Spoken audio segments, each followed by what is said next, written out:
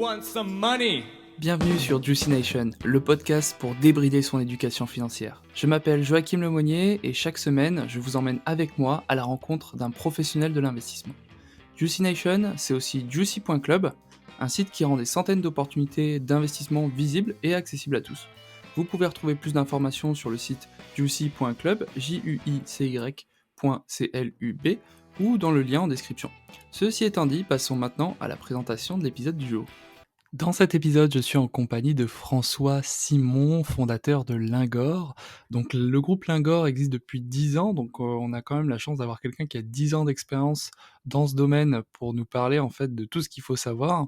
Donc on discute beaucoup des différentes manières d'investir dans l'or. On fait un focus en particulier sur l'or physique parce qu'il considère que c'est l'or le plus intéressant à détenir parce que c'est nous qui en sommes propriétaires, hein, on a vraiment la gouvernance dessus. On parle également de pourquoi c'est intéressant d'investir dans l'or, que ce soit pour défendre son patrimoine ou se protéger de l'inflation. Quoi qu'il en soit, c'est un épisode qui est très riche en informations, hein, surtout que voilà, parfois c'est un peu compliqué de comprendre quelle est la différence entre un lingot, une pièce, etc.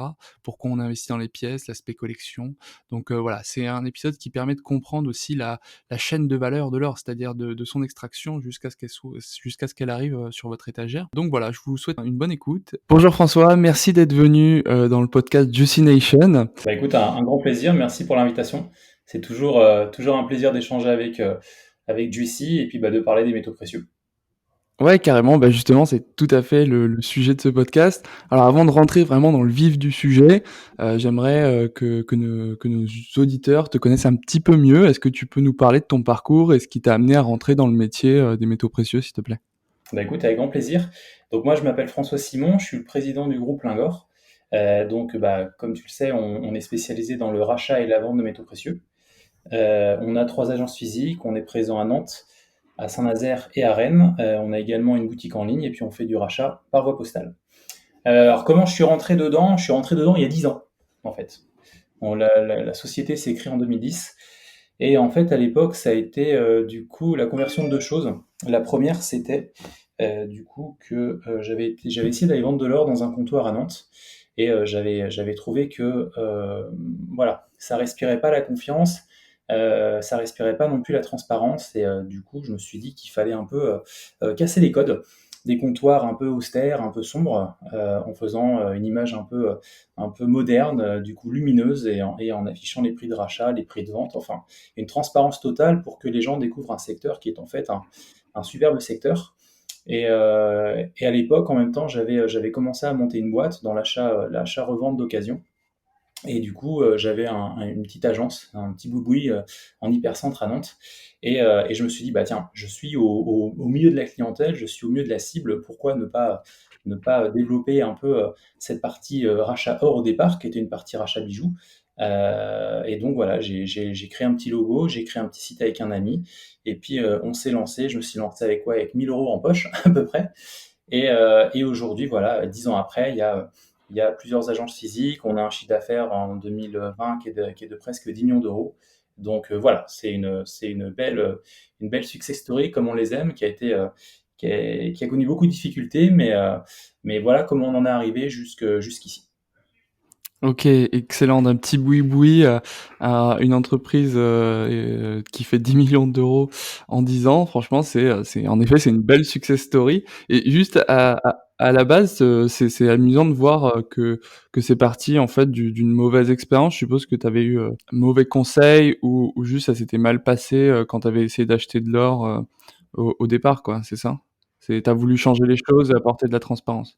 Bah, c'est exactement ça, en fait. Je suis allé dans un comptoir. Je crois que j'en avais fait 2 ou 3 parce que, hein, il faut le rappeler à tout le monde, peu importe ce qu'on peut vous raconter, il faut comparer, hein, que ce soit pour, vendre de l'or ou en acheter, comparer, renseignez-vous sur les comptoirs, sur la e-réputation, voilà, toutes ces choses-là.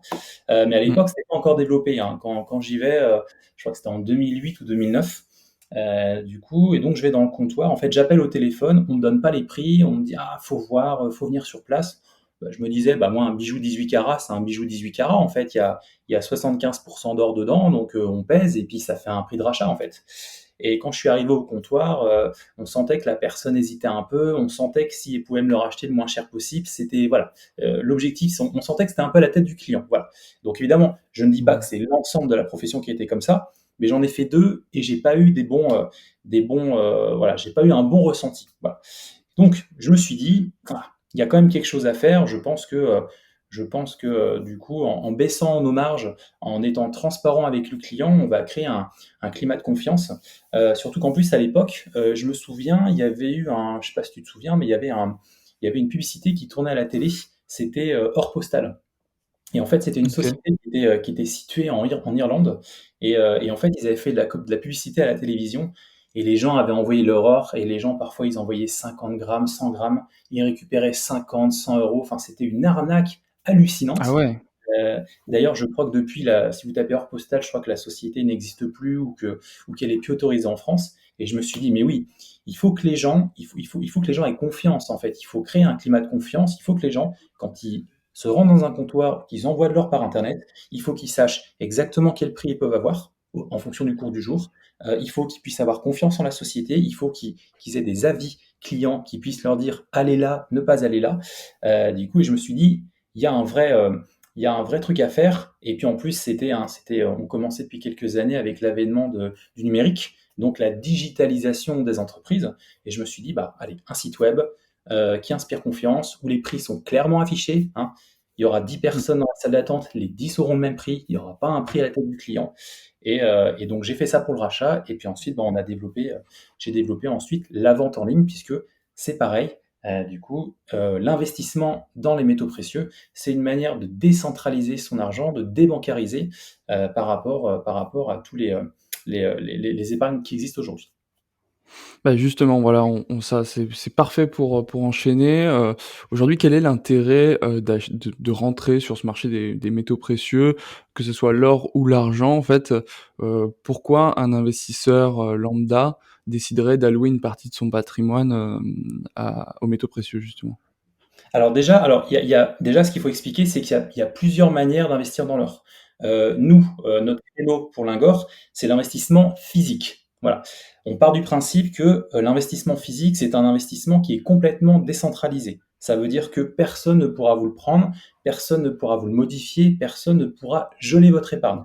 Elle est à vous, vous l'avez avec vous à portée de main, qu'elle soit stockée chez vous, même si je sais que ça peut faire peur à plein de personnes, je vous assure qu'il y a beaucoup de manières de stocker son or chez soi, que ce soit stocké à la banque, du coup, ou alors que ce soit stocké via des sociétés privées, même si encore une fois, stocké via une société privée, c'est quelque part centraliser à nouveau son investissement. Mais on pourra en reparler du coup. Voilà. Oui, Donc, ça effrite un petit peu aussi la rentabilité vu que ça a forcément un coût il y a, il y a un de coût, déléguer le voilà. stockage. Exactement. Donc pour des gens qui vont investir quelques centaines d'euros, il n'y a pas forcément d'intérêt. Par contre, on a des gros clients, nous, qui investissent parfois plusieurs centaines de milliers d'euros, voire plusieurs millions d'euros. Bon, bah là, il peut y avoir un intérêt pour eux. Mais encore une fois, le marché des métaux précieux est ouvert à partir de quelques dizaines d'euros jusqu'à des sommes que les gens sont prêts à mettre. Donc l'avantage, comme je disais, d'investir dans les métaux précieux, c'est un actif physique que vous avez avec vous, du coup. Et ce qu'il faut se dire, c'est que quand on investit dans l'or, en fait, on investit dans une monnaie. Je sais que la principale critique qui est faite par les investisseurs pour l'or, ils nous disent souvent, ouais, mais l'or, il n'y a pas de rendement. Oui, effectivement, l'or a fait x5 depuis 15 ans, ce qui est exceptionnel, hein. L'or est une des épargnes les plus rentables avec le meilleur rendement possible, mais on ne parle pas de rendement pour l'or, puisqu'il n'y a pas d'intérêt à la fin de l'année. Voilà, Oui, c'est ça, en fait, l'euro. si je peux te couper, l'or, en fait, va pas générer de revenus. C'est un outil de conservation de la valeur, en fait. Exact, c'est exactement ça en fait. L'or prend de la valeur depuis 15 ans, depuis 20 ans, parce que les monnaies en fait qui existent sont complètement dévalorisées. Tous les plans de relance qu'on a pu avoir depuis des années ont réinjecté énormément d'argent sur les marchés, mais comme cet argent qui était réinjecté n'avait pas de contrepartie, en fait, il n'y a pas de contrepartie en biens ou en production, et bien en fait, cet argent-là, en fait, dévalue l'argent qui est déjà en circulation. Et en fait, par conséquent, bah, tous les actifs, on va dire, décentralisés, qui sont physiques ou qui ont une vraie valeur, monte naturellement. Et d'ailleurs, pour ceux que ça intéresse, il y a des tableaux qui existent. Ils montrent en fait la corrélation entre l'augmentation de la masse monétaire en circulation dans le monde et l'augmentation du cours de l'or. Et Il y a c'est une pour ça corrélation. eh ben exactement, en fait, plus la masse monétaire va augmenter, moins nos monnaies, en fait, moins ce qu'on a en portefeuille va avoir de valeur, et plus l'or, en fait, quelque part, va contrebalancer cette perte, en fait. C'est pour ça que d'une manière générale, on dit d'ailleurs que l'or dans un portefeuille d'épargne, c'est un peu comme une assurance pour une maison, en fait. C'est pour ça qu'on dit si tout s'écroule, bah, l'or, en fait, il va rester constant, il va même potentiellement contrebalancer les pertes. Voilà. Ouais, c'est souvent considéré comme une valeur défensive en portefeuille, comme un bouclier de protection contre l'inflation. C'est exactement ça. Et d'ailleurs, c'est très bien que tu en parles de l'inflation, parce que on entend souvent dans les médias que l'inflation, elle est de 1,5, 2%, du coup. Et à côté de ça, on a des produits d'épargne comme le livret A, c'est 0,25, 0,5. On a des produits d'assurance vie, ça va être 2-3%. Le problème, en fait, c'est que ces rendements, ils baissent d'année en année. Et que l'inflation telle qu'on nous la donne par l'INSEE, en fait, n'est pas réellement celle-là. Parce que quand on parle d'inflation, ils prennent pas, par exemple, l'augmentation des impôts. Ils prennent pas l'augmentation, par exemple, du prix de l'immobilier. Bah, déjà, si on prend une inflation sans prendre en compte l'augmentation des prix de l'immobilier, quand on voit comment ça a explosé, on sait très bien qu'en fait, l'inflation est galopante. Donc, pour les gens qui nous écoutent, il faut imaginer que avec l'inflation corrigée, on est à peu près à 6-7% par an à peu près. Donc ça veut dire que si vous placez des produits d'épargne à 2% par exemple, vous dites oh j'ai gagné 2%. Non en fait, comme l'inflation corrigée elle est plutôt à 6-7%, en fait chaque année vous perdez 5%. Donc concrètement, pour comprendre, si vous placez du coup 1000 euros sur un compte bancaire au 1er janvier, à la fin de l'année, avec l'argent que vous avez, vous ne pourrez acheter que 950 euros de ce qui existait avant. Vous avez Mmh. perdu en fait en valeur. Et c'est ça en fait que permet de contrebalancer l'or. C'est de se dire la perte de pouvoir d'achat que vous pouvez avoir naturellement à cause de l'inflation et à cause du fait des produits d'épargne qui ne sont plus rentables, et ben cette inflation-là peut être corrigée en partie évidemment par l'or. Ouais, ouais, Et là, bah, tu et l'argent aussi, ouais, j'allais dire, c'est vrai que dans l'univers des métaux précieux, on va avoir l'or et l'argent. Quelle est la différence fondamentale entre ces 2 actifs qui sont dans la même classe d'actifs qu'est les métaux précieux, mais qui sont différents par nature? bah déjà l'image que peuvent avoir les gens de l'or et de l'argent. L'image, les gens ont une image de l'or, du coup, plutôt une très bonne image. Euh, les gens voient ça, c'est quelque chose qui commence ça, qui pour eux c'est un peu la richesse, l'or. Voilà, Ouais, c'est lié déjà au luxe, aux bijoux et voilà, cetera, c'est donc le c'est vrai luxe, que ça. c'est les bijoux, ils pensent aux pièces, ils pensent aux lingots, voilà. Il y a vraiment une idée de richesse ou de valeur pour l'or. Alors que l'argent, c'est beaucoup moins connu. L'argent, c'est surtout utilisé dans l'industrie. Du coup, donc au premier abord, voilà, l'argent, même visuellement, est moins clinquant que l'or. Alors que pourtant, effectivement, l'argent va devenir dans les années à venir une valeur, un métal précieux qui va prendre beaucoup de valeur dans le sens où potentiellement il y a moins d'argent que d'or, en fait. En Voilà. termes de production, c'est-à-dire en termes En termes de de production, minage? exactement, Ouais, exactement. En OK. termes de production et l'argent. Et ce qu'il faut savoir, c'est que donc l'argent est beaucoup utilisé dans l'industrie, mais l'argent finalement est peu recyclé. Voilà, paradoxalement, c'est un métal précieux, mais il est peu recyclé. Alors voilà, après il y a des études, c'est toujours compliqué un peu de savoir, mais en fait certaines études disent qu'on ne recycle qu'entre 5 et 10% de l'argent. Donc c'est-à-dire qu'on produit de l'argent et en fait bah, on en perd 85-90% du coup. Alors que Mmh. l'or, en général, si les gens peuvent récupérer un peu d'or, tu sais, gratter un peu d'or sur des produits électroniques ou récupérer de l'or partout où ils peuvent, ils le feront parce que l'or a une valeur énorme. Donc l'or Bah sera oui, notamment par exemple dans des décharges, d'électroménager, je pense que tu peux, si tu découpes tous les ordinateurs, les smartphones et cetera, tu peux peut-être trouver des microgrammes d'or et cumuler, les uns aux autres. Tu peux peut-être, gagner, un petit peu d'argent, Bah, j'imagine. c'est exactement ça en fait, voilà. Et les gens passeront plus de temps à essayer de décortiquer l'or plutôt que d'aller décortiquer de l'argent. Et pareil, quand on entend les gens qui recherchent, tu sais, de l'or en sous-sol, bah, on n'entend jamais un chercheur d'argent. Voilà, on entend des chercheurs d'or parce qu'ils veulent la pépite qui va faire 10 grammes, 15 grammes et qui va leur permettre de la revendre au meilleur prix. Voilà, donc en fait, c'est surtout donc une question de point de vue, une question de vision des deux métaux et une question aussi d'utilisation et de recyclage. C'est ce qui fait en fait que l'or s'est développé, s'est développé dans l'inconscient collectif et s'est démocratisé, alors que l'argent a encore une place, a encore beaucoup de chemin à parcourir. C'est aussi une question de médiatisation. Hein, c'est toujours pareil, hein, quand le grand public prend connaissance en général, alors qu'ils ce sont pas des initiés, c'est grâce aux médias. Et on a parlé beaucoup plus de l'augmentation de l'or ces dernières années que de l'augmentation de l'argent. Mais je t'assure qu'on va entendre parler de l'argent dans les années à venir. D'une part parce que du coup, bah, c'est beaucoup plus accessible. En fait, l'accès aux métaux précieux se démocratise. L'argent étant beaucoup moins important, hein, aujourd'hui, le kilo d'or à l'heure actuelle, on est le 12 février, ça vaut à peu près 49-50 000 euros. Le kilo d'argent, ça vaut 700 euros. Voilà. Donc Ouais, du coup, c'est pas on les a mêmes rapports, ouais. 1 pour 80, voilà, exactement à peu près. 1 pour 70 plutôt. Pardon. Donc voilà, donc on en entend moins parler, mais on entend des études qui disent que la production d'argent pourrait se raréfier et que par conséquent, comme c'est utilisé beaucoup dans l'industrie, moins d'argent ferait que le cours monterait parce que bah, il y aurait beaucoup de demandes pour moins d'offres et que donc l'argent deviendrait un actif à part entière, médiatisé et sur lequel les gens se pourraient positionner. Ouais, c'est vrai que j'ai entendu aussi ce discours, comme quoi en fait, au final, l'or n'avait pas tant de problèmes, liés à la production, l'extraction.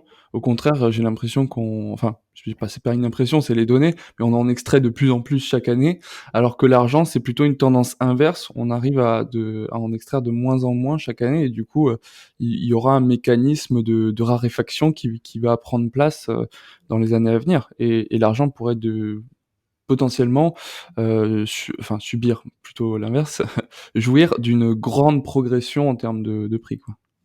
Eh ben, c'est exactement ça et comme tu le disais bien, c'est vrai que j'avais pas parlé de ça, mais voilà, l'extraction, d'or, aujourd'hui, il y a des gros projets, hein. Il y a là, on parle de l'or physique, mais il y a aussi, tu sais, les minières, donc les sociétés qui s'occupent, qui sont à la source, qui vont extraire, l'or. Ouais, C'est c'est là que ça commence, quoi. C'est au niveau des minières. Exactement, c'est la base. Nous, en fait, on récupère quand on le vend. Le client, quand il récupère en fait son or, il faut qu'il imagine qu'au début, en fait, c'est de l'or qui a été du coup extrait dans diverses régions du monde, qui a été ensuite du coup traité, nettoyé, parce que une pépite d'or, par exemple, les gens pensent que c'est complètement en or, mais non. Une pépite d'or, en fait, tu vas avoir, ça va être du 22 carats, donc on va avoir entre 88 et 92% d'or, donc il faut qu'elle soit nettoyée. Il faut séparer tous les autres alliages de l'or.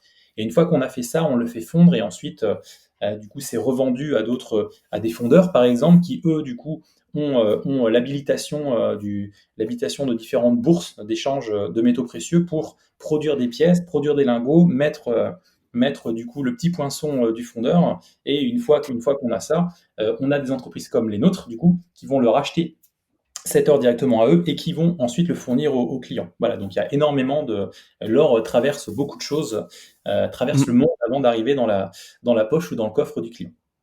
Ah, c'est très intéressant, en fait, de comprendre, ouais, la chaîne de valeur comme tu viens de l'expliquer, de l'or et notamment ça me fait poser la question, est-ce qu'aujourd'hui on a, parce que de plus en plus les consommateurs, hein, ou investisseurs sont très attentifs à la traçabilité, c'est-à-dire, tu vois, par exemple, pour les produits de consommation, les fruits, les légumes et cetera, on aime savoir, ce qu'ils ont fait en termes de chemin et cetera pour des raisons écologiques ou purement alimentaires. Est-ce que c'est pareil pour l'or aujourd'hui? Est-ce que quand on achète un lingot, on sait, quelle est la mine qui l'a extraite, qui est la personne qui l'a nettoyé, qui est la personne qui l'a fait fondre et à terme qui est la personne qui la revend, quoi? Bon, même si ça on le sait vu qu'on est en interaction avec cette personne-là. Alors actuellement, non, en fait, on est incapable de tracer exactement d'où vient l'or. Ce que je sais, c'est qu'il y a des gros accords qui ont été passés entre l'UE, par exemple, et les fondeurs en Europe pour interdire l'utilisation d'or issu, par exemple, de zones de guerre ou de choses comme ça, un peu comme les diamants. Il y avait eu Mmh. un acte qui avait été signé par beaucoup de pays. Donc non, à l'heure actuelle, on n'est pas capable de tracer, de savoir exactement quelle minière, du coup, a extrait ça, par quel intermédiaire c'est passé. Par contre, ce qu'on sait, c'est que nous, chez Lingor, par exemple, on ne vend que des produits suisses ou allemands, et on sait très bien que ces entreprises-là sont des gros fondeurs très connus, qui ont signé des accords, et on sait que normalement, l'or qu'ils achètent n'est pas issu de zones de guerre, n'est pas issu de travaux un peu illicites. Voilà, il y a un vrai comment dire, il y a une vraie éthique qui est mise en avant par rapport à ça. Après, ce qu'il faut savoir aussi, alors l'extraction de l'or, évidemment, hein, je vais pas jouer les enfants de cœur. L'extraction de l'or, c'est comme beaucoup d'extractions, c'est pas très écologique. Voilà. Par contre, ce qu'il faut savoir, c'est que en Europe, alors je connais pas exactement le rapport, mais en Europe, en fait, on rachète énormément d'or. Du coup. Donc en fait, comme l'or est recyclé, nous par exemple, on a, alors je ne saurais pas te dire quel rapport on a, mais on rachète par an, je sais pas, on va racheter quoi, entre à peu près une centaine d'or, une centaine de kilos d'or de bijoux par exemple. Bon Mhm.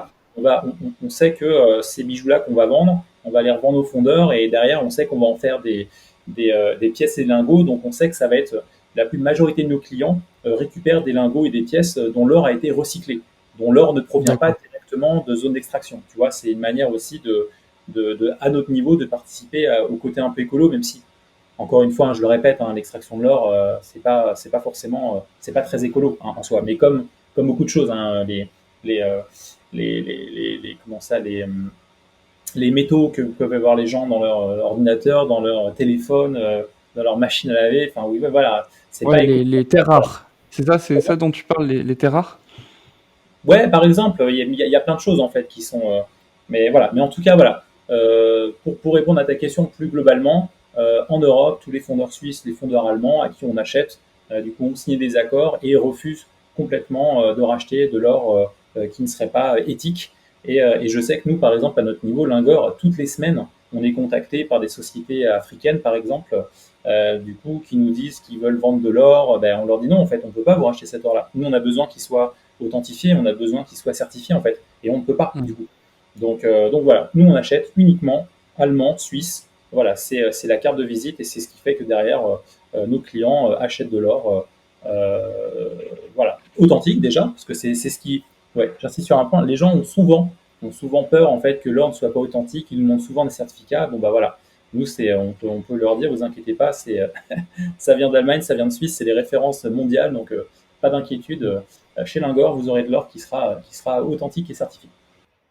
Donc c'est vrai qu'aujourd'hui, le king de l'or, en quelque sorte, c'est qui? C'est la Suisse. J'ai l'impression que la Suisse est vraiment ultra renommée de ce point de vue-là. Parce que Alors, il me semble que, par exemple, des sociétés d'investissement suisses peuvent stocker de l'or pour leurs clients ou des choses comme ça. Il me semble avoir entendu ouais, ça ouais, une ouais, fois. exactement. En fait, en Suisse, il y a des zones franches. En fait, la Suisse ne fait pas partie de l'Union européenne, du coup. Donc, en fait, il y a des stockages en zone franche. Bon, après, ça reste un débat parce que en zone franche, bah, vous passez par une société privée qui n'est pas concernée par le droit français. Donc, s'il arrive quelque chose, c'est compliqué. Après, c'est Mm. la Suisse, donc normalement, il n'y a pas de souci parce que là-bas, voilà, tout est très, très rigide.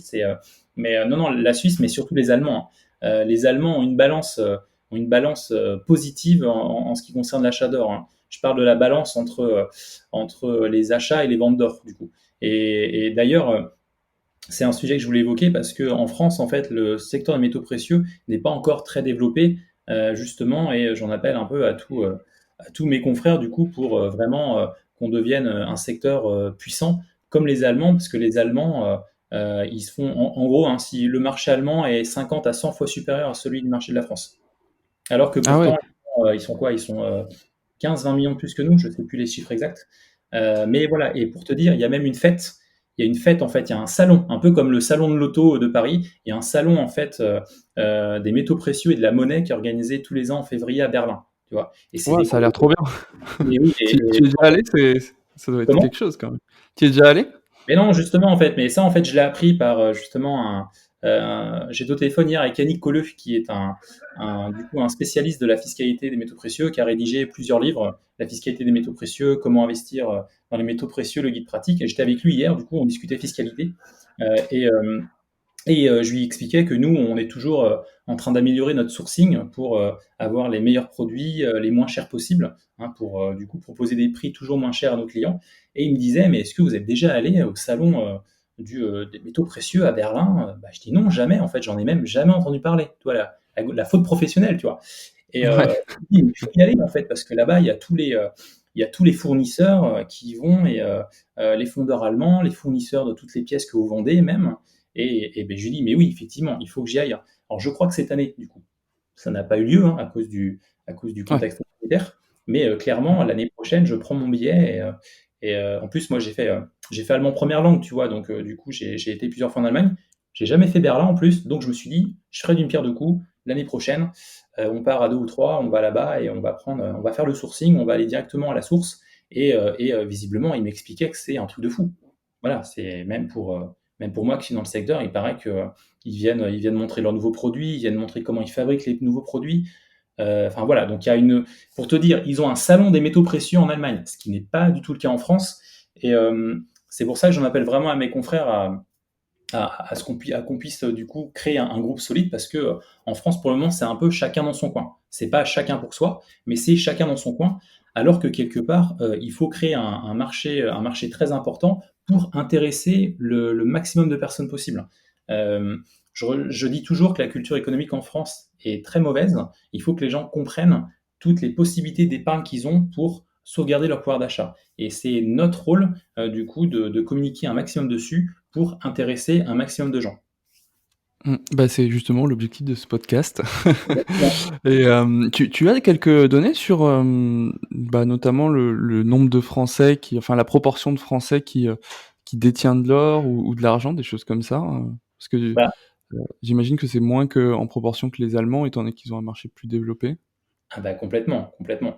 Honnêtement, j'ai pas de chiffres précis, mais j'ai entendu dire dans des études que 25% des Français auraient de l'or, sous diverses formes, du coup, sous forme de Ah ouais, bijoux, OK. de Ouais, pièces, OK. voilà. Donc ça fait quand Oui, même parce un que ouais, ça fait pas mal, ça fait pas mal et justement, c'est parfait pour enchaîner. En fait, essayer de comprendre quelles sont les différentes formes d'or et justement les différentes formes, d'or dans lesquelles investir. Alors, moi de connaissance, je sais qu'il y a les lingots et les pièces et si tu peux, voilà, apporter plus d'informations là-dessus. Oui, bien sûr, avec grand plaisir, on est là pour ça. Ouais. En fait, voilà, comme tu dis, tu l'as bien résumé, il y a des pièces, il y a des lingots en or, Ah, en je argent. t'entends plus. Tu m'entends? Tu m'entends? Allô? Oui? Ouais, Tu tu m'entends? peux reprendre. OK. Reprends. Donc, tu m'entends là, c'est bon? Ouais, c'est bon, tu peux reprendre, sur les lingots et les pièces depuis le début. Donc effectivement, hein, ta question elle est très pertinente, Joachim, concernant les pièces et lingots. Donc comme tu disais, il y a des pièces, il y a des lingots en or, en argent. Concernant les lingots, bah, c'est assez simple, hein. Tu as des lingots qui vont de 1 gramme à des lingots qui font 1 kilo. Voilà, donc ce qu'il faut savoir, c'est qu'avec l'augmentation du cours de l'or, bah, à l'époque, ce qui était surtout le plus répandu, ce qui se vendait, c'était le lingot d'1 kilo. Mais comme le lingot d'1 kilo est passé de 10 000 euros en 2005 à 50 000 euros aujourd'hui, bah, il a fallu créer des lingots plus petits, ce qu'on appelle les lingotins, pour que le marché des métaux précieux continue de rester accessible à tout le monde. Du coup. Mmh. Et c'est pour ça qu'aujourd'hui, on a des lingots qui vont de 1 gramme à 1 kilo. Voilà, donc 1 gramme, ça va représenter 50-60 euros. À 1 kilo, actuellement, 50 000 euros, je le répète, au 12 février 2021, pour ceux qui Ouais. rejoindront ce podcast un jour. Euh, Parce que forcément ça évolue. Exactement, ça évolue tout le temps. Voilà, alors on est plutôt sur une tendance haussière, mais effectivement, c'est un cours qui change tout le temps, c'est un indice boursier. Et d'ailleurs, chose très importante aussi pour les gens qui nous écoutent vraiment, je reviendrai après sur les différents types qu'on a, mais ce qu'il faut savoir, c'est qu'il n'y a plus de cotation boursière en France sur les pièces et les lingots. C'est très important, parce que on a souvent les gens qui se réfèrent à une cotation qui vient de CP hors devise. En fait, c'est une société qui fait une fixation d'un cours tous les jours à 13 heures. Et en fait, donc je ne sais pas comment ils calculent cette cotation. Je pense qu'évidemment, c'est des algorithmes et tout. Mais le problème, c'est qu'en général, cette cotation est supérieure au cours de l'or. Tu vois ce que je veux dire? Il y a le cours de l'or Mmh. qui est le cours de Londres, donc c'est un indice boursier qui tourne tout le temps. Et on a le cours CP en devise. Et en général, comme ce cours est supérieur, les gens pensent qu'en France, il y a une prime sur les métaux précieux. Tu vois? Ouais. Et il n'y a pas très longtemps, les grands journaux, Le Monde, Le Figaro, toutes, sortaient tous les jours en fait la valeur du Napoléon, la valeur du lingot. parce que en fait, c'était une valeur qui était donnée à un instant T dans une journée, sauf que ce n'est pas le cas. Voilà, ce n'est pas une vraie cotation, c'est la cotation d'une société privée. La vraie cotation, c'est le cours de l'or, c'est le cours de Londres qu'on peut suivre en temps réel. C'est hyper important parce que avec cette histoire de prime, en fait, les gens, alors, ils arrivent à revendre peut-être plus cher, mais ils achètent l'or plus cher que le vrai cours. Tu vois ce que je veux dire? Mmh. Et Ouais, je nous, vois, ouais. sur le, nous, on travaille sur le spot, donc le cours de Londres, mais on sait qu'on a des confrères qui travaillent sur le cours CPOR. Et souvent, les gens, dans la majorité des cas, les gens sont perdants. Voilà, je voulais revenir sur ça parce que c'est très important parce que souvent les gens me disent, je suis le cours parce que j'ai vu dans un journal tous les jours. Ouais, mais non, c'est pas le vrai cours en fait. D'accord? Mmh, Prenez, d'accord. vous tapez cours de l'or sur Internet et c'est ça le vrai cours. Et après, vous multipliez ce cours-là. Si vous voulez un lingot de 200 grammes, de 250 grammes, pardon, vous prenez le cours de l'or à l'instant T, vous le multipliez par 250 et vous avez le vrai cours. Voilà, je faisais une petite Non, parenthèse mais dessus. c'est, une très bonne parenthèse, donc si jamais vous allez dans des magasins d'or ou autres, n'hésitez pas à demander sur quel cours ils se basent, pour Exactement, fixer le prix. exactement. Et s'il se base sur OK. Peor, fuyez! Non, je dis pas ça pour mes confrères, mais voilà, quand vous achetez de l'or, il faut l'acheter au meilleur prix possible. Voilà, et il faut se Ouais. baser sur le vrai cours et pas un cours fixé par une société privée. Voilà, Pareil donc pour le revendre aussi. Pareil pareil pour la pour le revente. revendre. Alors, évidemment, là pour le revendre, en fait, ça arrange plus les gens, tu vois, quand le cours, en fait. Mais bon, le problème, en fait, c'est qu'il y a des gens qui investissent en pensant qu'en fait, il va y avoir un rendement sur ces produits. Parce que pour eux, une prime, c'est un rendement. Et on leur dit non, en fait. Ce qu'il faut qu'ils se disent, c'est que le jour où ils revendront, dans la majorité des cas, ce sera revendu selon le cours, en fait, selon le cours de Londres, donc le spot, et pas le cours CPOR. Donc ils vont Mmh. acheter au cours CPOR, mais ils vont vendre au spot. Donc c'est pas intéressant. Voilà. Ouais. Donc Ils l'ont. on a parlé de lingotin et de lingots. Je voulais parler aussi des pièces parce que j'entends le mot prime, prime, prime. Et moi, pour moi, les pièces, si j'ai bien compris, il y a un deuxième facteur de rentabilité qui va être justement la prime d'émission par rapport à la valeur faciale de la pièce, c'est ça? Alors la prime d'émission, alors c'est pas exactement ça du coup. Alors, Effectivement, justement, je fais bien d'en parler. Du coup, tu vas m'expliquer tout ça. en fait, c'est ça le problème, c'est que les valeurs faciales, les primes d'émission, tout ça en fait perturbe un peu la compréhension des gens. Et les gens ont l'impression qu'en fait c'est très compliqué. Il n'y a pas Mmh. la valeur faciale, c'est la valeur d'une pièce qui lui permettait d'avoir un cours légal à l'époque. Voilà. Donc on a des pièces anciennes. La plus connue en France, c'est Napoléon. Voilà, Ouais. quand les gens entendent parler de Napoléon, alors ou bien il y a l'appellation Napoléon, ou bien Louis d'or. Les Louis d'or, c'était les pièces produites avant les Napoléons. C'était le même poids, c'était le même titrage, mais c'était des pièces en fonction en fait en fonction des rois ou des gens qui ont dirigé la France à ce moment-là. Donc on a Mmh. les pièces Napoléon, si je prends par exemple, ils ont une valeur faciale de 20 francs. Voilà. Alors évidemment, aujourd'hui, la valeur de l'or est complètement décorrélée parce qu'aujourd'hui, à l'heure actuelle, un Napoléon, donc pareil, au 12 février 2021, un Napoléon vaut à peu près 300 euros. Voilà, donc en ancien franc, on est à peu près à 2000 francs du coup. Donc la valeur est Mmh. complètement décorrélée. Du coup, voilà. Donc c'est cette particularité-là, en fait, et les gens nous demandent souvent, t'as 20 francs alors que ça vaut 2000 francs. Oui, mais non, c'est pas ça, en fait. Partez du principe que le Napoléon 20 francs, c'est juste le nom de la pièce, en fait. Voilà, on oublie Mmh. complètement la valeur faciale. Ce qui compte, c'est le poids de l'or contenu dans votre pièce, le titrage par rapport au cours à l'instant T. Voilà. Donc, C'est tout? quand Parce que moi je me dis, tu vois par exemple des lingots d'or, aujourd'hui on peut encore en frapper, on peut encore en créer. Par contre des Napoléons, c'est-à-dire c'est vu que c'est une pièce ancienne, aujourd'hui on peut pas créer plus de Napoléons qu'il y en a déjà. Tu vois ce que je veux dire? Absolument, absolument. Mais des Napoléons, il y en a eu des millions et des dizaines de millions qui ont été produits du coup. C'est ce qui fait Ouais. en fait aujourd'hui, il n'y a pas de, il y a pas de, il y a pas de prime sur ces pièces-là. Voilà, il y a pas de, sauf en cas de, par exemple, lors du confinement, tout à coup, les Napoléons ont pris énormément de valeur parce qu'en fait, on ne pouvait plus en fait les produire nulle part. On ne pouvait plus les produire, on ne pouvait plus les acheter nulle part parce que comme Il y les, avait euh, trop d'acheteurs et pas assez de vendeurs et du bah, coup là par contre ça a augmenté quoi. les comptoirs étaient fermés, donc en fait, les comptoirs ne rachetaient plus de pièces. Donc en fait, le stock, en fait, il était vide. En fait, donc forcément, tous Mmh. ceux à qui il restait encore des Napoléons, ils ont mis des prix. Mais moi, j'ai vu des prix. Parfois, c'était vendu plus 20, plus 30%. C'était délirant du coup. Mais ça, après, voilà, Mmh. c'est toujours pareil. C'est quelles sont les personnes qui sont prêtes à acheter à ce prix-là, alors qu'entre nous, il suffisait simplement d'être un peu patient, d'attendre 2, 3 mois et là, voilà, les comptoirs ont ouvert. les pièces ont de nouveau pu être achetées aux clients et donc ces pièces-là étaient achetées normalement et vendues normalement derrière. Voilà. Donc il faut bien que les gens comprennent normalement il n'y a pas de prime sur les pièces en fait. Vous avez un cours de l'or, voilà, vous avez un poids de la pièce. Ce poids de la pièce, on le multiplie par le cours de l'or, ça vous donne la valeur intrinsèque de la pièce, et ensuite ça se négocie à quelques pourcents au-dessus, en dessous pour les racheter ou les vendre. Voilà, c'est exactement ça. Donc Ok. ça, c'est des pièces, comme tu disais, anciennes, qui sont déjà, qui en fait, qui ont été en circulation, qui ont été retirées, et qui maintenant se vendent pour leur poids d'or.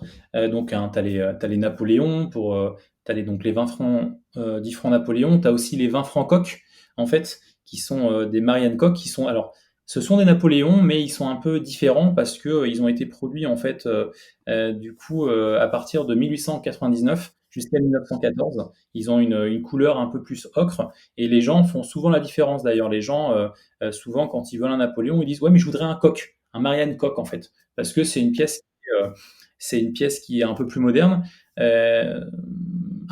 d'ailleurs, parce que ce qu'il faut savoir, c'est que pour ces pièces-là, en fait, les Allemands, quand ils sont arrivés en France, ils ont volé pas mal d'or, ils ont fondu pas mal d'or, notamment des pièces comme ça.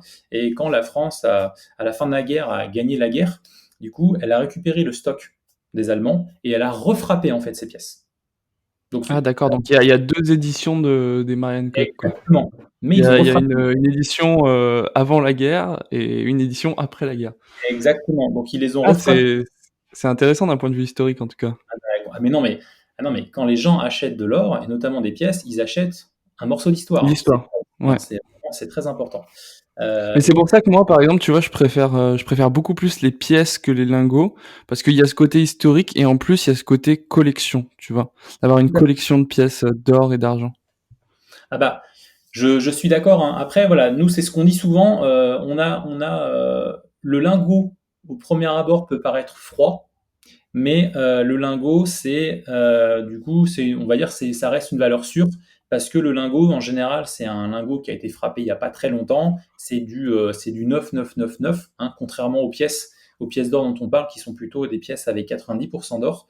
Donc c'est ce qu'on dit souvent aux gens, notamment quand ils commencent à investir: ne partez pas dans l'exotisme. Il y en a Mmh. beaucoup qui veulent lier à la fois et investissement dans les métaux précieux et pièces de collection, et je veux avoir un bout de chaque. Alors oui, vous pouvez, mais honnêtement, si comme vous allez acheter de l'or et que vous allez le laisser dans un coin et que vous allez, comme une épargne de sauvegarde, comme tu disais, du coup, pour contrebalancer d'éventuelles pertes, vous allez le laisser dans un coin, du coup, et puis vous allez attendre quelques années avant de le revendre.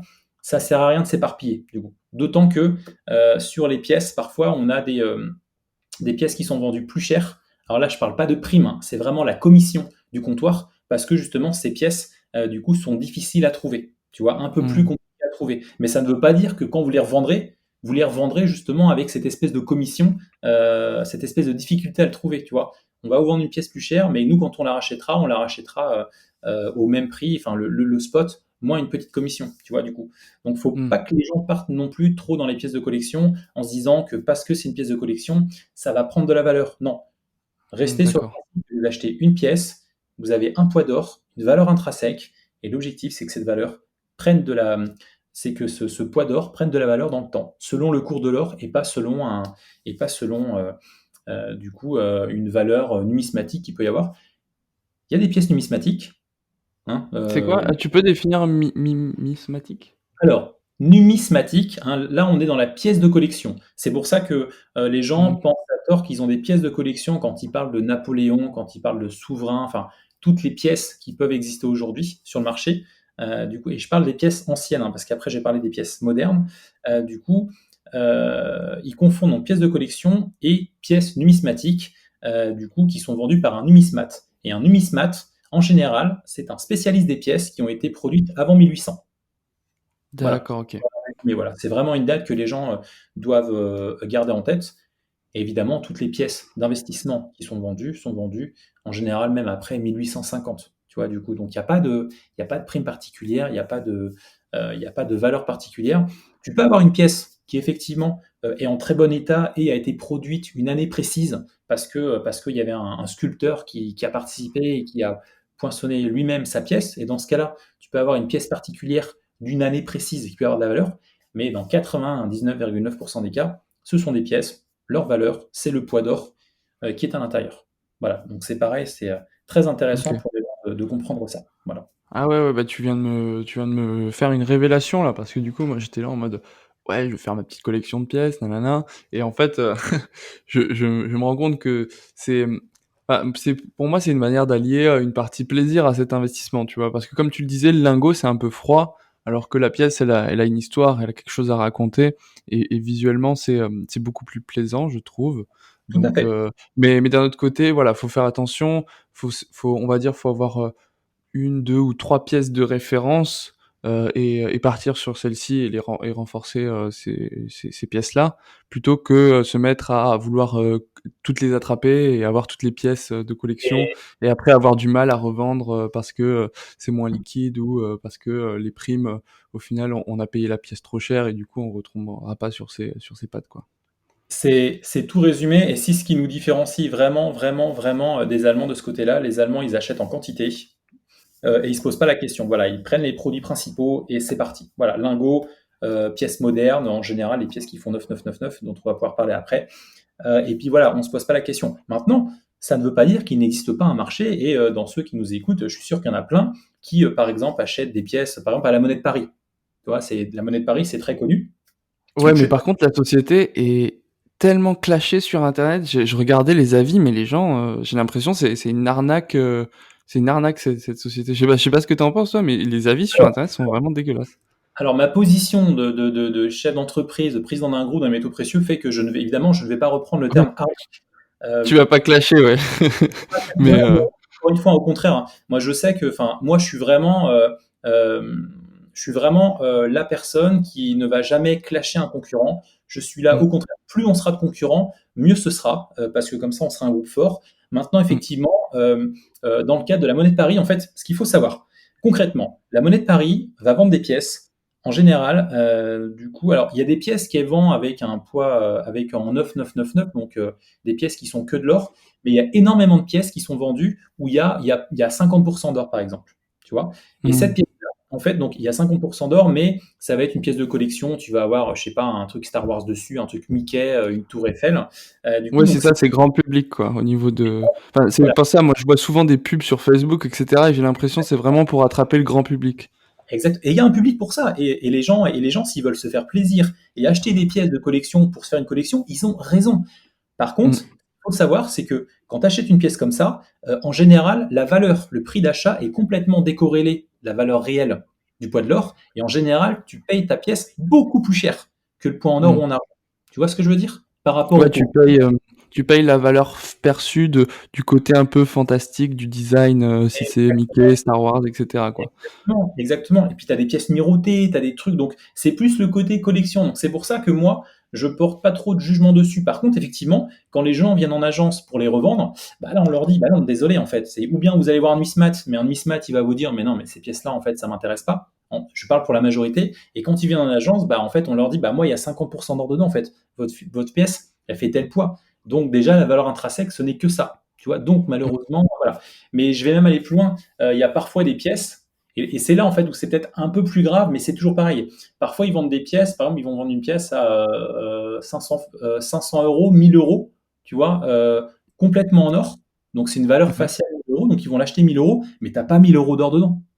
Ah ouais, OK. Il y a Mmh. des fois, il y a peut-être 3 fois moins d'or dedans, tu vois. Donc tu payes une pièce 1000 euros, une valeur faciale de 1000 euros, alors qu'en fait, tu as 300 euros d'or dedans, tu vois. Donc en fait, Mmh. OK. et puis personne te la reprendra à ce prix-là. Enfin voilà, donc voilà pourquoi ils se font clasher sur Oui, Internet. c'est ça, ouais, je comprends tout à fait. Du coup, ouais, c'est clair, t'achètes ces pièces pour le plaisir, mais derrière, t'arriveras pas à les revendre si jamais tu veux, faire une plus-value ou autre, quoi. Ah, voilà, c'est ça, parce que j'avais eu justement une discussion, parce que je tiens, bah, j'ai un groupe Facebook d'ailleurs qui s'appelle Investir dans leur physique, le cercle d'or Mmh. des investisseurs sur Facebook. Donc si les gens veulent s'inscrire, il y a pas mal d'infos dessus. Je donne pas mal d'infos.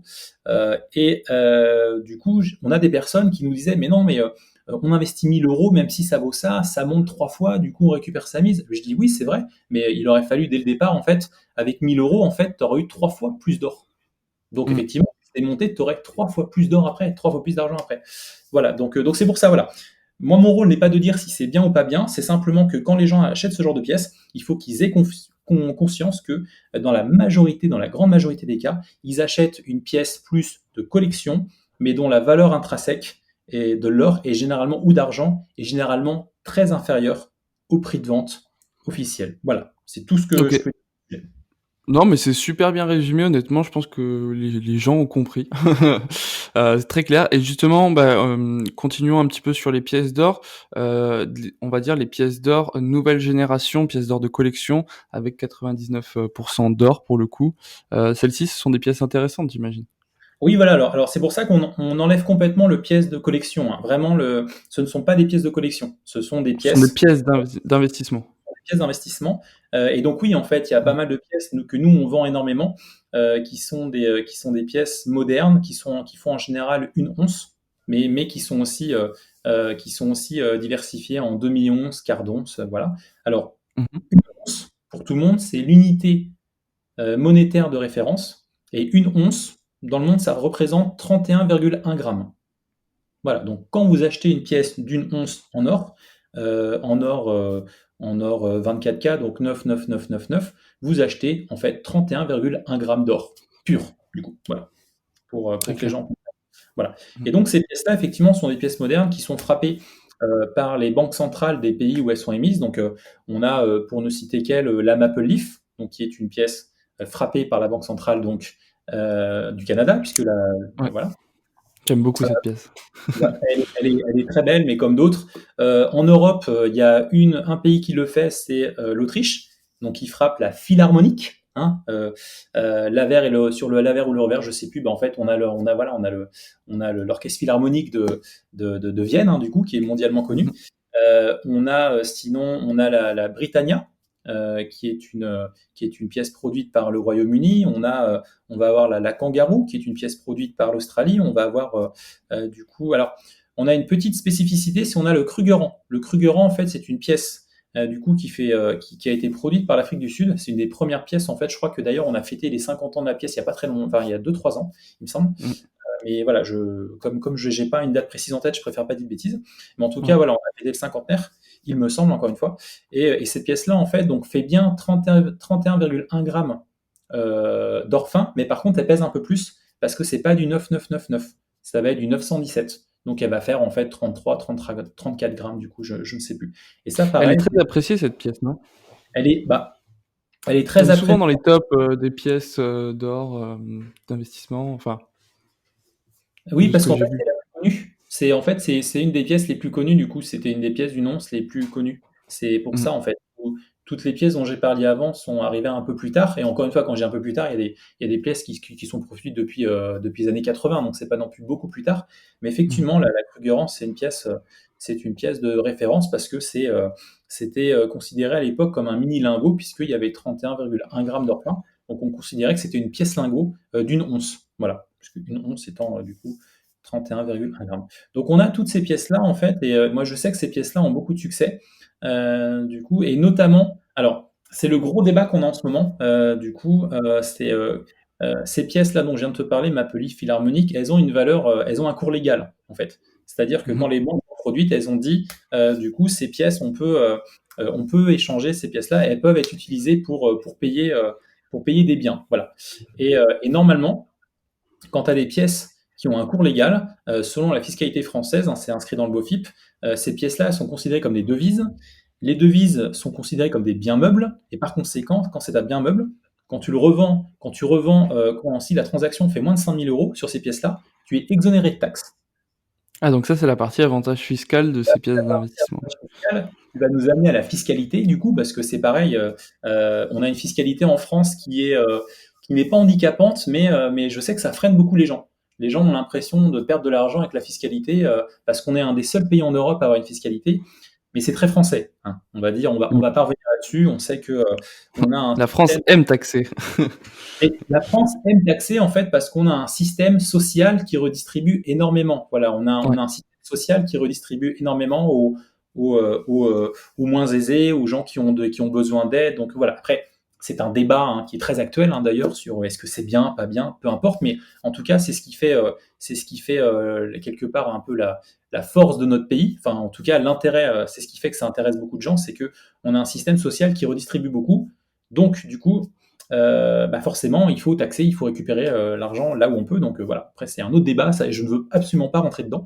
Moi, je On suis va pas là, rentrer dedans, t'inquiète pas. voilà, je suis là pour faire en sorte de préserver l'épargne des Français, le pouvoir d'achat et les conseiller au mieux. Voilà. Mais donc du coup, en France, il y a une fiscalité. Alors, très simplement, en France, les métaux précieux sont séparés en, on va dire, quatre catégories. On va avoir les bijoux. Mmh. Voilà, donc les bijoux que les gens peuvent revendre au comptoir. On va avoir tout ce qui est métaux précieux et débris. Donc les métaux précieux, ça va être du coup les pièces, les lingots. Mmh mh. Donc les pièces d'investissement, les lingots d'investissement et les débris. On va avoir les pièces ayant cours légal, donc qui sont des devises, et on va avoir les jetons.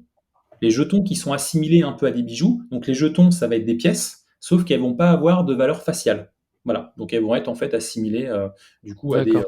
C'est comme des petits lingots, mais sans marquage, quoi. alors, C'est des elles ont ouais, une forme ronde, mais elles ont pas de design en c'est particulier, quoi. c'est exactement ça, voilà. Et donc dessus, il y a une fiscalité. Donc concrètement, la catégorie bijoux, vous vendez pour chaque transaction inférieure à 5 000 euros pour les bijoux, il n'y a pas de taxe.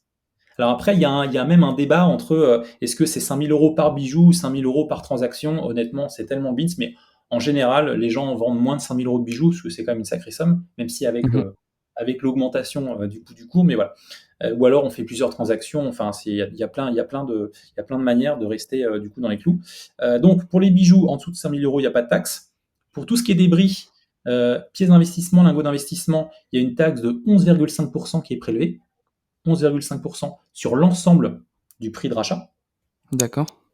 Pour les pièces en cours légal, considérées normalement comme des devises, ici, en dessous de 5 000 euros, il n'y a pas de taxe. Au-dessus, taxe classique, du coup, enfin, au-dessus, taxe de 6,5%. C'est, encore une fois, hein, l'objectif n'est pas d'embrouiller les gens, mais qu'ils comprennent en fait qu'en France, c'est Mmh.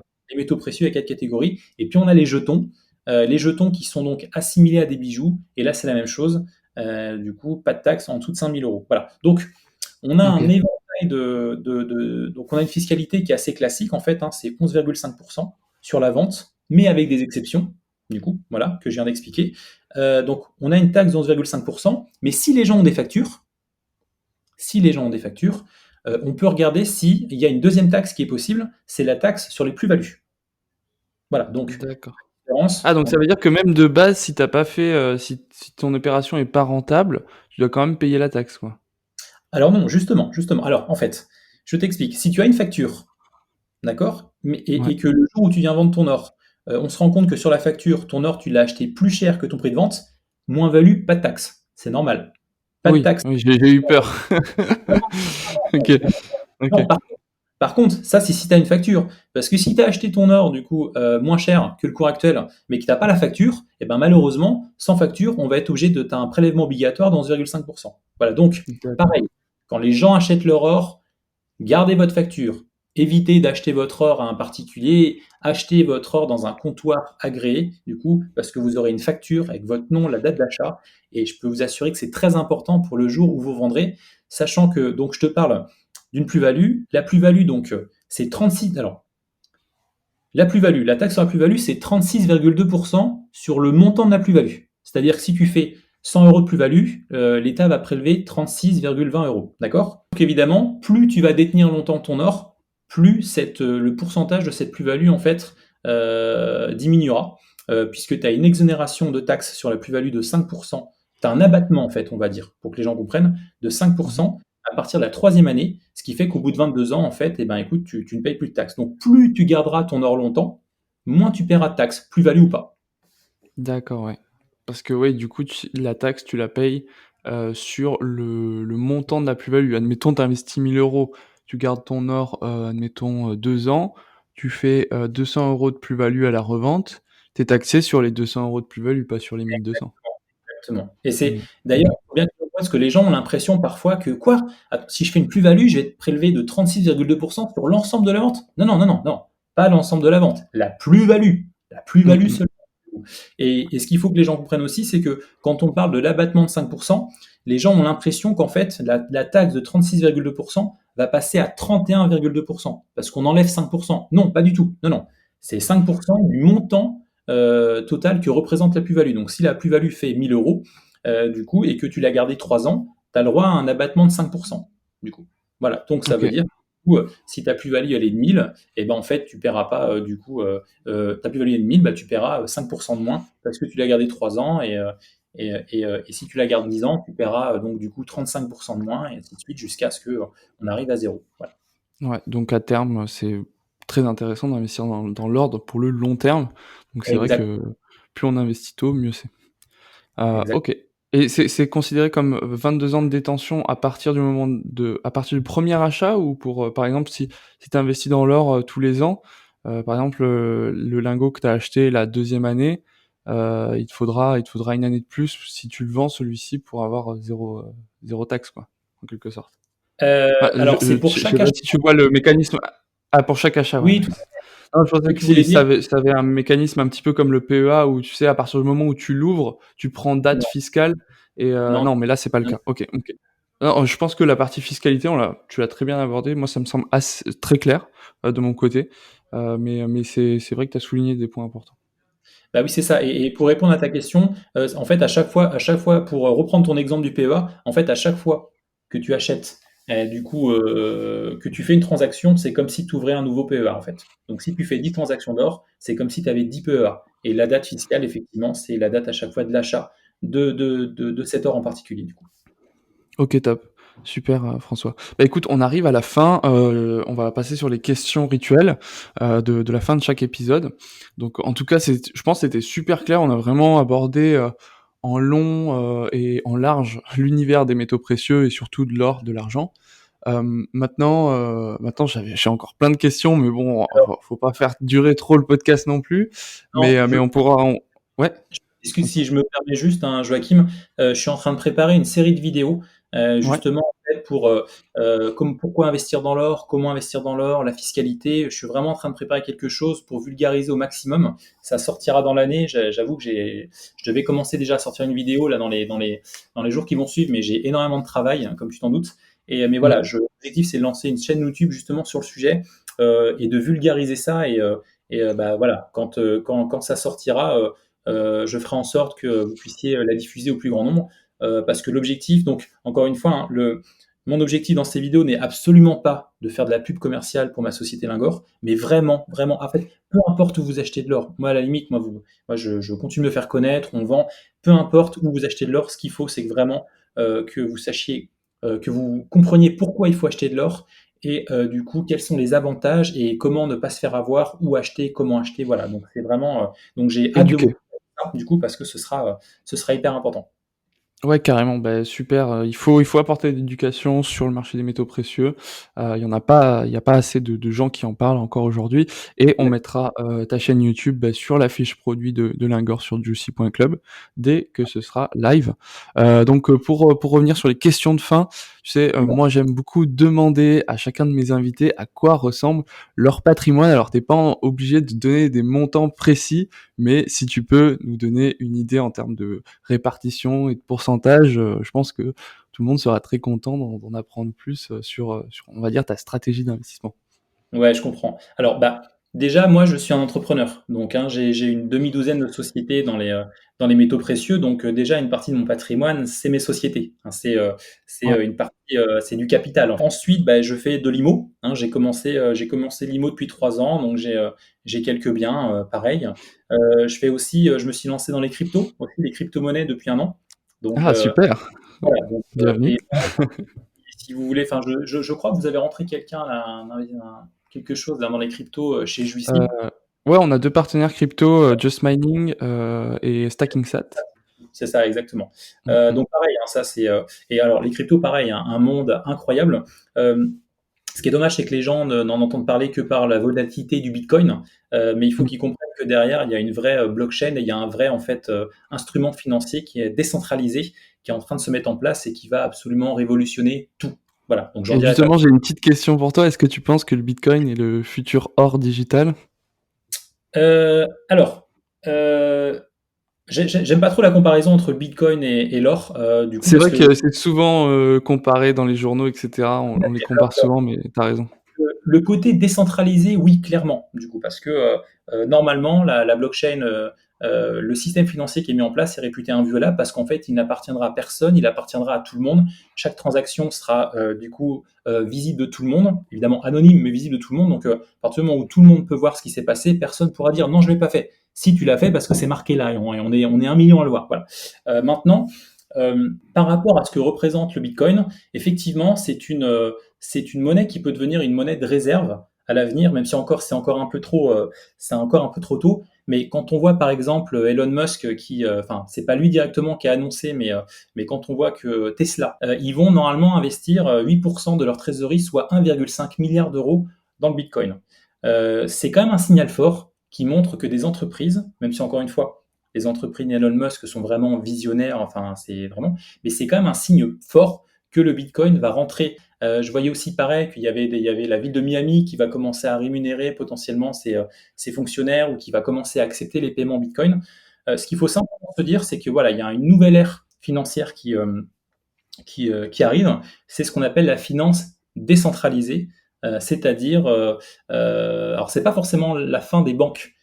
Du coup, des banques classiques, hein, c'est pas du tout ce que je veux dire. On a toujours besoin des banques, mais ce qui va se mettre en place là du coup, elle va être une alternative aux banques classiques.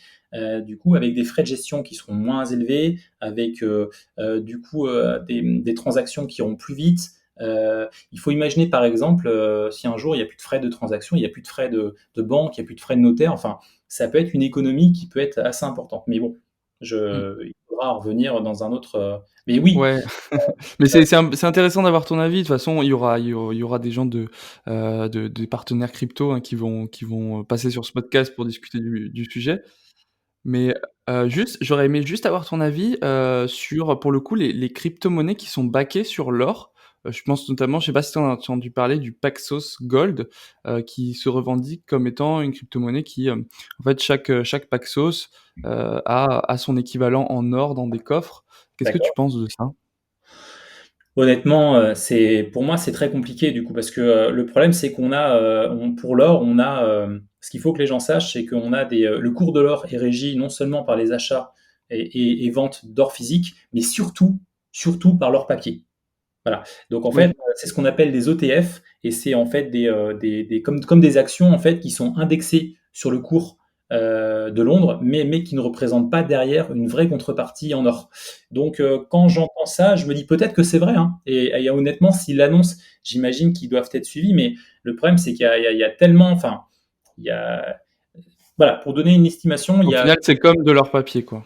bah, non, bah, je sais pas. Honnêtement, je peux pas dire. S'ils affirment que derrière il y a la contrepartie en or, du coup, mais le problème c'est que s'ils en vendent énormément, je me demande comment à un moment ils vont réussir à avoir la contrepartie en or, tu vois, sachant que le marché lui-même, on estime aujourd'hui que pour un lingot d'1 kilo, il y a Mmh. entre 70 et 100 lingots papier, tu vois.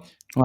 Oui, C'est oui, c'est vrai que la partie hors papier est beaucoup trop importante, enfin, très c'est important. le marché de l'or papier ne peut pas il peut pas y avoir son équivalent en or dans des coffres, quoi. Et d'ailleurs, c'est ce qui fait que, et c'est ce qu'on essaie d'expliquer aux clients, c'est ce qui fait que l'or va continuer de monter parce que du coup, si les gens comprennent que pour un lingot d'1 kilo, on a, alors après on ne sait pas les chiffres, 50, 70, 100, je ne sais pas, je ne vais pas m'engager là-dessus, mais si en tout cas on n'a pas la contrepartie en or, ça veut dire que le cours de l'or est sous-évolué, voilà, est sous-coté du coup.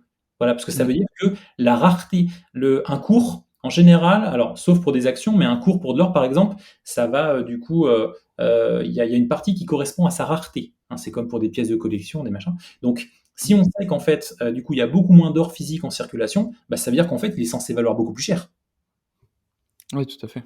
que ce qui se passe actuellement, que le cours actuel. Donc c'est aussi un argument pour les gens pour se dire, gardez-le longtemps parce qu'il y a un moment où vous allez voir que l'or, il va forcément, en fait, son cours va forcément devoir quelque part exploser pour correspondre à son vrai prix. Voilà. Donc, concernant la OK. partie crypto en équivalent gold, ça, honnêtement, je me pencherai pas là-dessus, du coup. Mais encore une fois, le principe, pour moi, l'or doit être décentralisé, doit être physique. Oui, tu dois le détenir, quoi. Voilà, C'est un peu comme tes clés privées, de Bitcoin, tu dois les ouais, détenir, quoi. exactement. C'est Là où, en pareil. passant par cette société-là, finalement, vous, quelque part, votre or reste centralisé et en plus, il y a de fortes chances qu'il soit pas physique, qu'il soit dématérialisé. Donc, pour moi, aucun Mmh. intérêt. Et encore une fois, libre à chacun de. Moi, mon créneau, c'est l'or physique. Donc quand j'entends d'or non physique, je grince des dents, quoi, du coup. Ouais, je comprends, mais je voulais avoir ton avis, c'est intéressant. Pour revenir un petit peu sur ton patrimoine, donc tu nous as dit, forcément les actions non cotées de tes sociétés, l'immobilier, un petit peu les cryptos depuis 1 an. Est-ce qu'il y a d'autres choses? Bah, un peu de métaux précieux aussi, du coup, hein, forcément. Ouais, oui, bah oui. Sinon Voilà. ça aurait été le cordonnier mal chaussé, ouais. Non mais C'est ça. Même si mais c'est vrai que voilà, moi, la majorité de mes revenus, voilà, je suis très peu dépensier. Je vais pas m'afficher sur les réseaux sociaux avec la dernière voiture, d'un machin. Je reste très discret. Et voilà. Et moi, je considère que l'argent, c'est ou bien reverser aux gens, ou bien à s'en servir comme effet de levier pour continuer à faire de l'argent via des investissements. Donc voilà, je suis un entrepreneur investisseur comme beaucoup. Du coup, voilà. OK, super cool. Merci, François d'avoir partagé, ton patrimoine avec nous. Dernière question avant de clôturer cet épisode. Est-ce que tu peux nous recommander, des ressources, alors ça peut être des podcasts, ça peut être, des vidéos YouTube, une chaîne YouTube, une newsletter, un article, un documentaire, ce que tu veux. Bah justement, en fait. Un livre. Comme je disais, hein, c'est très compliqué en fait de recommander parce qu'il y a justement en fait sur le marché, je trouve qu'il n'y a pas grand-chose. Et alors là, sans me jeter des fleurs, hein, pas du tout, mais c'est justement ce que je vais essayer de mettre en place cette année, de faire des. Pour moi, quand les gens pensent métaux précieux, il n'y a pas une société vraiment qui ressort en France. Voilà. Mmh. Il y a des gros sur le marché, mais avec des produits parfois différents. Enfin, mais donc non, en fait, j'ai pas vraiment de, de, comment ça, de sites à conseiller parce que ça reste en fait tout reste très compliqué. Donc Mmh. je pense que justement il y a un vrai travail en France de vulgarisation à faire sur le marché des métaux précieux. C'est pour ça que je dis souvent en fait moi plus il y a de concurrents je dis concurrents mais en fait moi j'appelle ça des confrères. Mieux c'est parce que ça veut dire que bah, du coup plus de gens vont entendre parler des métaux précieux. Alors il y a juste un livre que je peux conseiller du coup, hein, c'est un livre de Yannick Colleux, hein, donc Yannick, Y-A-2-N-I-C-K, Colleux, C-O-2-L-E-U, qui a sorti un bouquin, donc avec qui j'étais encore au téléphone hier, qui a sorti un bouquin qui est pour moi, alors, il est pour tout le monde, même bon, il y a beaucoup de pages, faut beaucoup lire, faut prendre le temps de comprendre, mais ça s'appelle Investir dans les métaux précieux, le guide pratique complet, voilà, c'est chez Erol, E-Y-R-O-2-L-E-S, et c'est un livre qui pour moi résume assez bien l'investissement, même si de mon côté, j'aimerais aussi sortir un bouquin pour vulgariser encore plus, peut-être un peu moins long, avec du coup quelque chose de plus rapide à comprendre. Mais voilà le bouquin que je peux conseiller. Sinon, malheureusement, non, j'ai pas de. Il y a plein de vidéos sur Internet qui sortent, mais pour moi, ça reste un peu brouillon du coup. Voilà, donc c'est pour ça que je prends pas la Mmh. responsabilité de conseiller quoi que ce soit. Je sais juste que le bouquin que je viens de vous dire, pour moi, c'est une excellente entrée en matière. Même si encore une fois, il faut prendre le temps de le lire parce que c'est pas une lecture qui est du coup forcément simple du coup. Même si je sais que l'auteur a tenté de vulgariser au maximum. Ouais, ouais, ouais. En même temps, c'est pas un marché hyper simple non plus à prendre, enfin il faut se renseigner sur le sujet, il faut écouter, voilà, ce podcast, il faut regarder peut-être des vidéos, mais souvent c'est découpé, donc on prend pas la conscience globale du sujet et c'est vrai que parfois, bah, un bouquin, de référence, qui explique tout de A à Z, ça peut être bien pour être vraiment informé et compétent sur ce sujet-là. OK, Euh, beh, super François, très intéressant tout ça. Tu voulais bah, dire une dernière chose? oui, non, non, ce que je voulais dire, c'est que c'est vrai qu'en France, on a une vision encore, et encore une fois, hein, on a une vision un peu arrière-gardiste en fait des métaux précieux, voilà, c'est d'une manière générale, dans les process, c'est pas forcément moderne, l'image n'est pas forcément moderne, donc voilà, il y a un vrai travail à faire là-dessus, et j'ai bon espoir que dans les années à venir, du coup, ça se développe énormément, que ça se démocratise et que les gens aient accès à des images, à des informations de qualité, résumé, parce que comme je te le disais, c'est vrai qu'on a parlé là à peu près, je sais pas combien de temps, parce que je sais pas comment tu feras ton montage, Une mais bonne heure. une bonne heure, voilà exactement. Et on lance beaucoup d'informations, mais il faut le temps de digérer. Moi, j'en parle très facilement parce que ça fait une décennie, mais pour la personne qui veut s'intéresser aux métaux précieux et qui va écouter ça, il va se dire waouh, faut encaisser, il faut digérer du coup. Donc c'est pour ça Bah, d'ailleurs. 10 ans d'expérience résumée en 1 heure, c'est quand même pas mal, mais ouais, faut encaisser. avec en plus mon point de vue subjectif, du coup, tu vois, je n'ai pas la prétention de connaître le marché métaux précieux, même si je le connais très bien, sur le bout des doigts et d'avoir la science infuse, quoi. Pas du tout. Au contraire, hein, j'en apprends tous les jours et comme je disais la fête, enfin le salon des métaux Mmh. précieux à Berlin, enfin tu vois. Donc Bah, voilà. comme on en parlait au début, quasiment, c'est-à-dire que la chaîne de valeur est longue et relativement complexe, donc c'est clair que pour vraiment comprendre tout ce qui se passe, sur ce marché-là de A à Z, ça demande du réseau, des contacts, des échanges, et beaucoup d'expérience donc c'est clair. Mais en tout cas, ce que tu nous as, expliqué pendant cette heure était d'une grande valeur donc on t'en remercie. Et bah, franchement, c'était avec énormément de plaisir, hein. Chaque fois que je suis contacté pour des podcasts, je réponds avec plaisir parce que j'aime partager. Enfin, je trouve les métaux précieux passionnants. Et je rajouterais juste un dernier mot. Il faut que les gens, même si ça peut paraître compliqué, les métaux précieux, il faut qu'ils se disent aujourd'hui que c'est un actif qu'il faut absolument avoir dans son épargne, que vous soyez étudiant, cadre, retraité. Et surtout, sachez qu'aujourd'hui, vous pouvez acheter de l'or aussi facilement que si vous achetez une paire de pompes ou un téléphone, une machine à laver, j'en sais rien, mais aujourd'hui, vous achetez très facilement de l'or, ça s'achète, vous avez des boutiques en ligne, renseignez-vous bien, surveillez la réputation, le sérieux de la société, surveillez les prix, comparez, mais aujourd'hui, vous achetez très facilement de l'or et de l'argent, c'est accessible à tout le monde. Bah, écoute, super, très bonne phrase de fin, François. Merci encore d'être venu. Si vous voulez retrouver François, vous pouvez, l'inviter, j'imagine, sur LinkedIn, François Simon, Simon, et vous pouvez retrouver la société Lingor sur juicy.club. Bon, bah, merci François, hein, d'être venu, hein, c'est très sympa de ta part et je te dis à bientôt. Avec grand plaisir. Merci beaucoup, à bientôt, au revoir. Salut. Merci pour votre attention. Avant de partir, 2 petites choses. La première, si l'épisode vous a plu, bien, s'il vous plaît, laissez-nous une bonne note sur Apple Podcasts ou Deezer ou Spotify en fonction de la plateforme que vous utilisez. On accepte uniquement les 5 étoiles. Si vous êtes sur YouTube, eh bien, laissez un pouce bleu et un petit commentaire si vous avez des questions, je pourrais répondre.